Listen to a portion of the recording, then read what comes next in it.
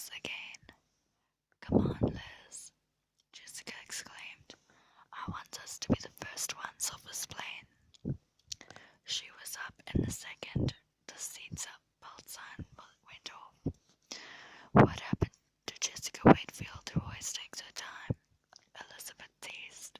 Liz, Jessica responded in dead earnest. We've only got a week. I don't intend to waste a minute more of it in this airplane. Jessica was right. This was going to be a vacation they would remember forever. There wasn't a second to lose.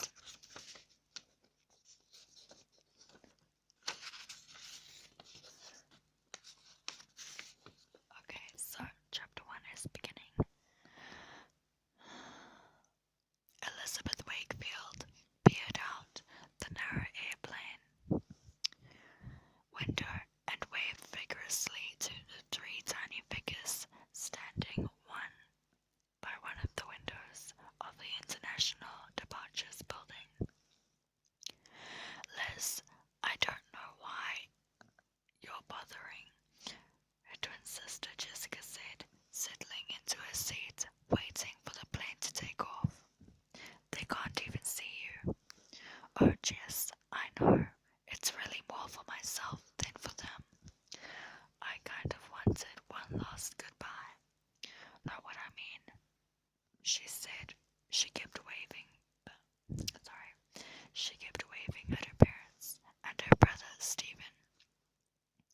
No, I don't know what you mean, Jessica answered with a trace of annoyance. It's only spring vacation. You've been away lots longer than this before, Elizabeth laughed.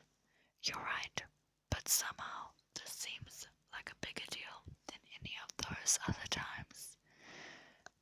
Jessica, when we wake up tomorrow, California's going to be 6,000 miles away. Now, don't tell me that you aren't just the teensiest bit nervous about that, Miss Calm, Cool and Collected. She gave her twin a playful poke in the ribs. Miss Dalton, the French teacher at Sweet Valley High School, had arranged an exchange program for this vacation, and now, after much excitement and planning, Elizabeth and Jessica were on their way to Cannes, a glamorous city on the French Riviera. Jessica tried to look nonchalant, but Elizabeth saw her sit straight up as a young couple sitting across the aisle from the twins began speaking to each other in French. It was impossible not to be excited. Liz, listen. Jessica's forehead wrinkled in concentration as she tried to catch some of the couple's conversation. After a few seconds, a scowl appeared on her face. I know I ought to study a little harder in Miss Dalton's class, but this is ridiculous. I don't understand a word. Do you? Not much, Elizabeth admitted, but don't worry. You know what Miss Dalton said. It's going to take us a while to get used to hearing real French. We'll start catching on when Jessica interrupted, her blue-green eyes flashing as she bounced up and down on the blue cloth seat. We only have a week. 10 days, Elizabeth corrected. And you just have to stick with it and be patient. But as Elizabeth was well aware, patience was one of the 7 deadly sins in Jessica Wakefield's book. Well, I've heard that everybody over there speaks English anyways, Jessica replied.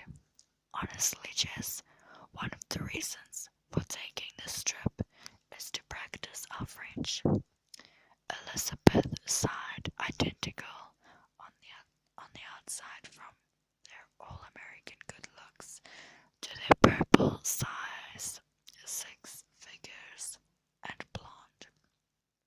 Shoulder length hair, she and her sister were as different on the inside as they could possibly be. Elizabeth was generous and open, honest and loyal.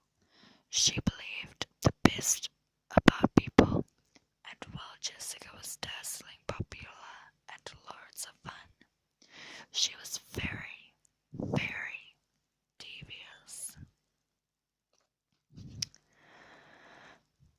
What she wanted, she got, no matter whose toes she had to step on along the way.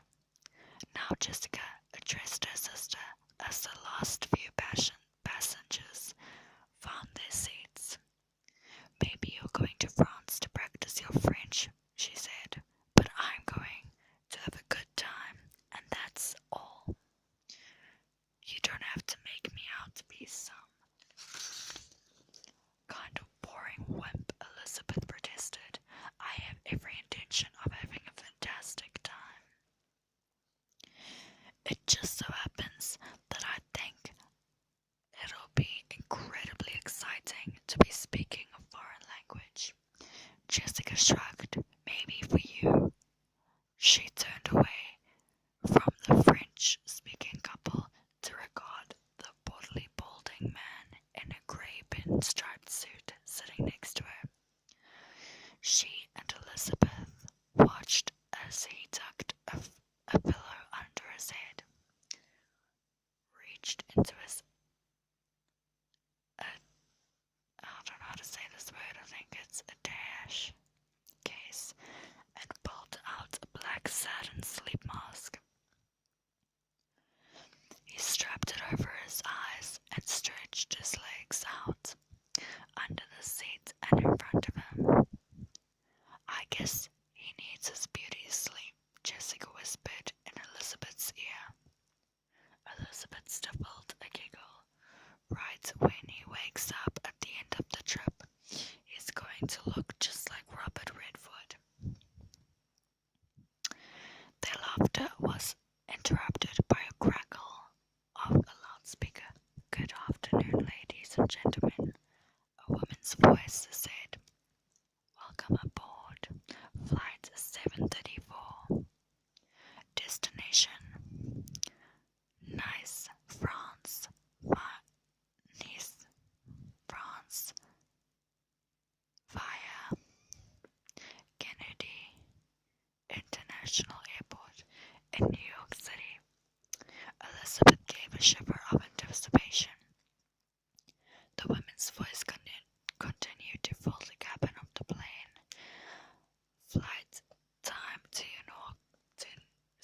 New York will be approximately 6 hours, 20 minutes, and flight time from New York to Cairns will be about 7 hours. There will be 45 minutes stopover at Kennedy while we refuel. Passengers may deplane there for 1 hour, 1.5 hour. We expect to arrive in Nice. I don't know how to say.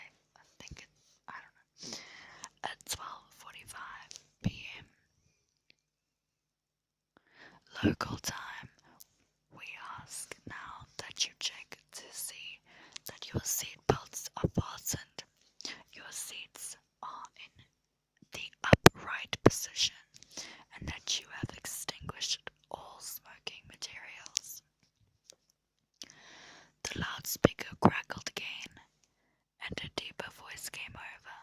Bonjour, mesdames et messieurs. It began. Sorry, I don't know if I'm saying this right, obviously, because I'm not French. Benvan avant cent Trinquetor. Elizabeth could hardly contain herself. Jess, we're going. We're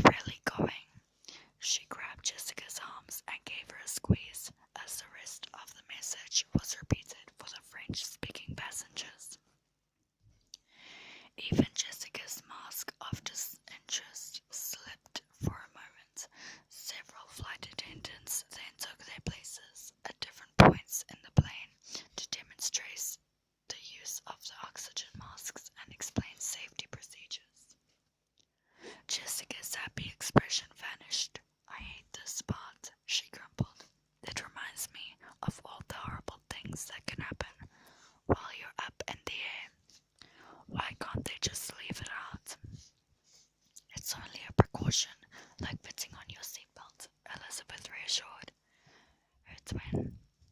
Although Jessica would never admit it, Elizabeth knew that flying sometimes put her sister on edge. Don't worry, Jess. I'm not worried, Jessica retorted. But I don't want to spend the beginning of my vacation thinking about that kind of stuff. Then don't, Elizabeth gave her twin a comforting pat on the knee. There are plenty of other things to concentrate on, like the fact that we're moving for one. She leaned back in her seat so that her sister could have a clear view out the window. Hey, you're right. Look, Mom and Dad and Stephen are getting farther away. Elizabeth glanced back at her family one last time as the plane rolled forward. The flight attendants took their seats and the airplane's speed increased as the taxied down the runway. The engines roared. The plane's vibrations filled Elizabeth's body as they streaked past the terminal buildings.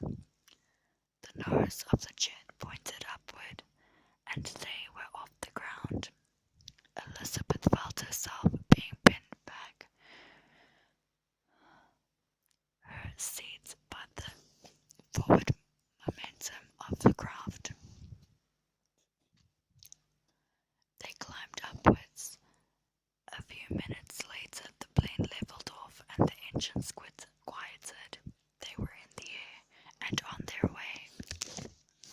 The plane glided along smoothly above the landscape of wispy cotton white clouds. Elizabeth studied the letter from the glasses. The family she and Jessica would be staying with in Cairns. They had enclosed a photo along with it. The mother, Avery Glass, was slender and petite. Her hair was cropped, fashionably short, and she was dressed in a navy skirt and soft-looking V-neck sweater. Her son, Rene, was almost 18, was tall and fair-haired. His tightly fitting jeans were unmistakably French. At one side of the snapshot, her head turned away from the camera, was a girl with a wavy red hair, Renee's younger sister, Fernie. Elizabeth squinted at the photo, trying to get a better look at Fernie. Did she have her brother's large eyes and high cheekbones, her mother's creamy complexion? Was she, at the same moment, examining the picture the Wakefields had sent her as her own flight carried her toward California for the spring break exchange? There was no Monsieur Glass in the picture. Avery Glass had mentioned in the letter that it was just her and her children in their spacious house. There was plenty of room, she had said, so it would be no trouble hosting both of the twins in exchange for Fernie's stay in Sweet Valley. Of course, Elizabeth and her family had wondered about M. Glass. Where was he? Hey Liz, are you sticking your nose in that letter again? Jessica was climbing back into her seat after a trip to the restroom, stepping over the heavy-set man who had woken up when lunch was served, only to go right back to sleep as soon as his tray was cleared away. You're going to miss all that action, Jessica continued. There are some really cute guys on this flight, you know. If you take a walk back to the restroom, check out the one sitting in the right, all the way in the back. Actually, I think this one's kind of good looking. Elizabeth put her index finger on the picture of Renee. So French boy, so French, don't you think? Sorry. You like him already, don't you? Jessica asked. Elizabeth could feel the heat rising to her face. All I said was that he was attractive. She murmured defensively. So don't start jumping to any conclusions. I haven't even met the guy. But when you do, and he turns out to be nice, Jessica persisted. Jess, I know what you're trying to do. And I appreciate it, Elizabeth said, but you've got to let me take things in my own time, okay? Liz, you've had plenty of time. If you keep this up, you're going to become a number one candidate for a convent. She shook her head, her blonde hair swinging from side to side. I certainly don't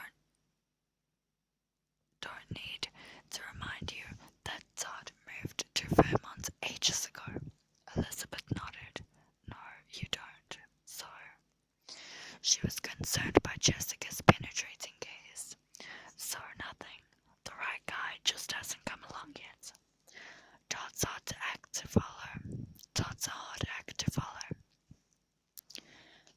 Elizabeth pictured her ex-boyfriend's warm brown eyes, his lopsided grin, his lean, muscular basketball player's body. She knew she was no longer in love with him, but she hadn't met anyone she could care about the way she cared about Todd. Well, listen, Liz, Jessica was saying, inspecting the photograph herself. If you don't want this guy, let me know. He's really not bad. She shook the picture at her sister. But if you like him, well, we'll see. Jess, I don't think I'm ready for anything too serious yet. Then this is perfect. You can't get too serious about someone who lives so far away. Plus, we're not going to be there for that long anyway. Just what the doctor ordered. A little nice, easygoing vacation fun. Jessica winked. I intend to have a lot of it. I'll think about it, Dr. Wakefield, Elizabeth joked back. But let's meet the guy first. Sure. Elizabeth let out a tiny sigh of relief. She was off the hook, at least for the moment. So, how do you think Fernie's going to like staying in Sweet Valley? She asked quickly, steering the conversation to the safer topic. Well, Steve said he'd take her around and introduce her to everyone. Jessica said maybe bring her to the beach disco this weekend. You know, last time Lila Vola came back from France, she told me that the kids over there really like American music. Oh, you mean this is going to be Lila's second trip to France? Elizabeth mused. I didn't realize that. Third, Jessica answered. She's so lucky. The family she's staying with has an apartment in Paris and a house in Normandy. I wonder how much her loaded dad slipped to the French club so that his precious daughter could be put in that kind of luxury she's used to. She stuck her bottom lip out. Some people get all the breaks. Elizabeth rolled her eyes. Jessica, first of all, you know as well as anybody that the French club tried to be as fair as possible when they arranged these exchanges. I don't have to point out that the Glyces agreed to host you and me both, and Lila's family didn't.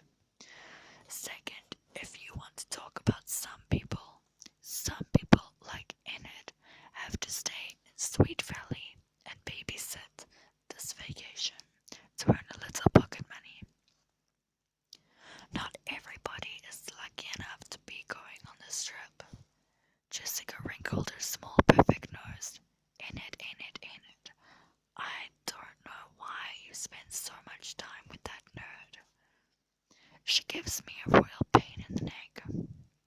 That's beside the point. Elizabeth's voice grew sharp. But if you insist on pursuing this, Enid Rollins is my best friend. She's smart and fun and sweet. Oh, alright, Liz.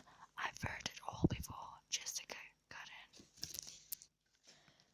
in. Elizabeth kept her gaze on her twin. Liz, stop looking at me that way. I'm sorry, okay? I apologize.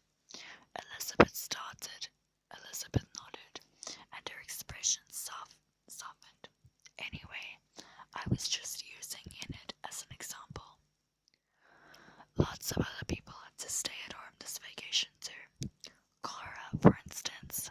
Cara Walker was Jessica's best friend and their brother Stephen's new girlfriend. Yeah, but she and Steve are really happy about going to spend some time together. Gosh, those two are getting so domestic lately. I can't stand it. Jessica Wakefield, you were the one who was always trying to get them together. You should be happy for them. I am. It's just that Cara is so, I don't know, she's changed. I agree with you there. She's grown up a lot. Enough for Steve to finally become interested in her. Maybe that means she has less time for you. But, Jess, you've got to admit that it's finally good for Steve. It took him so long to get back on his feet again after Trisha. She let her sentence trail off. Even after all these months, it was too painful to say it out loud. Trisha Martin, beautiful, generous Trisha, had been Stephen Wakefield's girlfriend. Her painful death from leukemia had devastated everyone who knew her.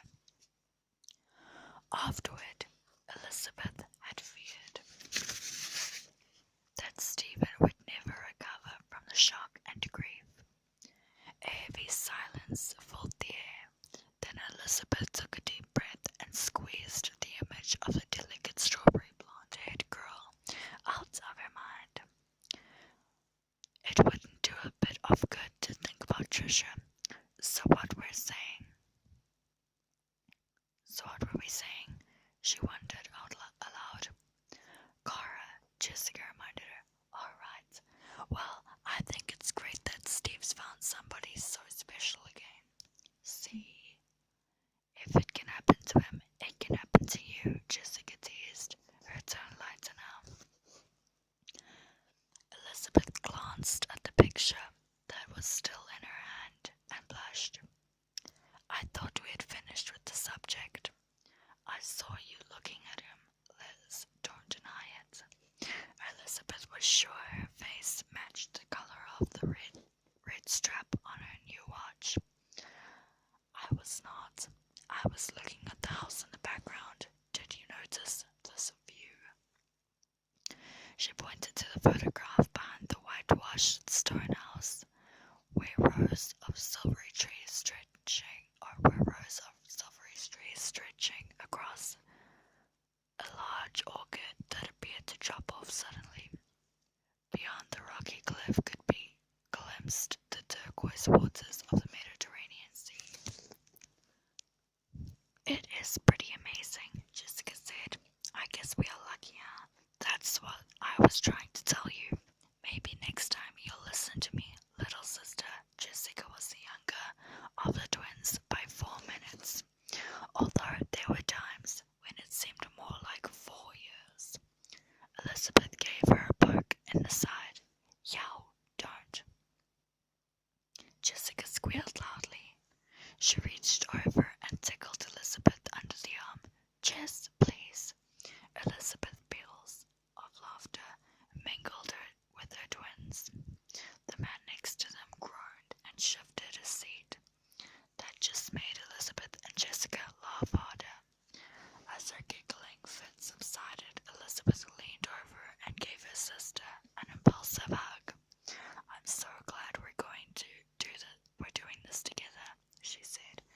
Jessica returned.